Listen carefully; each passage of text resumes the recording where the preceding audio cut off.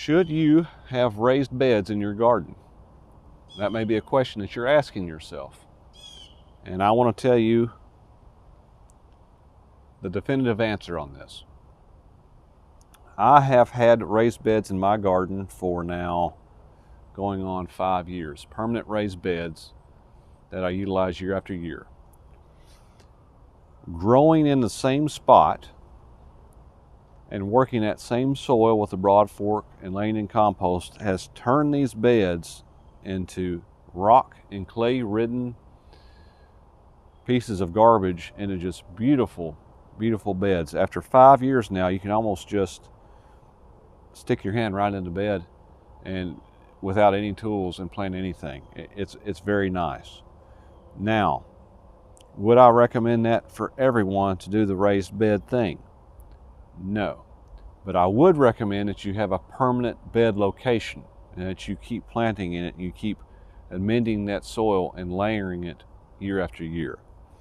So if I were to tell someone why they should or should not have a raised bed, what would I say? I would say this. Under the following circumstances, I would say go ahead and elevate and raise your beds. Throw the dirt from both sides of the aisle on top of the bed and add in more dirt if you need to in order to get them raised. Number one, if your soil condition is shallow, I have a shallow soil condition because underneath the soil is a bunch of rock, a large giant rock outcropping where I live. So having an extra 2 or 3 inches of depth makes the difference for my crops.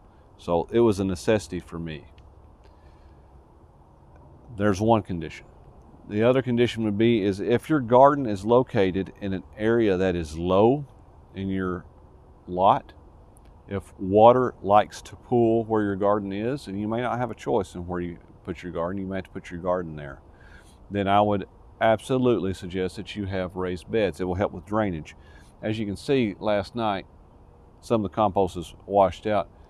You know, we had a big storm blow through, hail, everything else, even the tomatoes got some damage from pea-sized hail. But that water did pool in all these aisleways. But the raised beds dried out relatively quickly today. And the roots stayed, you know, they got wet, but they've dried out. They're just not submerged in water for hours after the rainstorm. So that's a good reason to raise your beds. If you have such a large garden that the BCS tractor and the rotary plow makes sense for you, then yes, you can go ahead and raise them. But otherwise, I wouldn't. I like what they do up at Neversink Farms, what Connor's doing, where he just has a permanent location and they just simply just have it flat in the ground. I think that's great.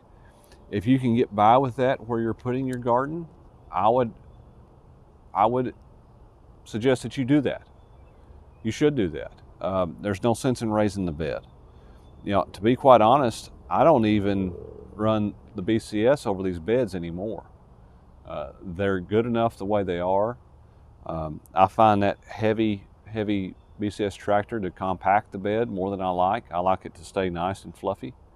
And I can do that just by breaking it with a wheel hoe or the broad fork, and it does just fine, and a bread prep rake, and that's it. That's all I really use.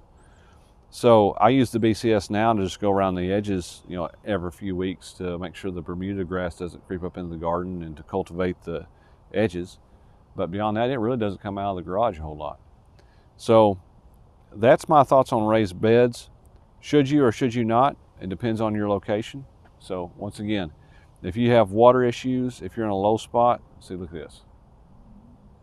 See that water right there? I have 2 reasons to have raised beds: water pooling up, and I have shallow soil. If you're not in that situation, I wouldn't mess with it. I just have me a permanent bed location, have it marked, and just use that same location and just let the natural layering of the compost and the broad forking action kind of pop it up slightly for you. And that's what I would do. That's my suggestion. All right, hope you enjoyed.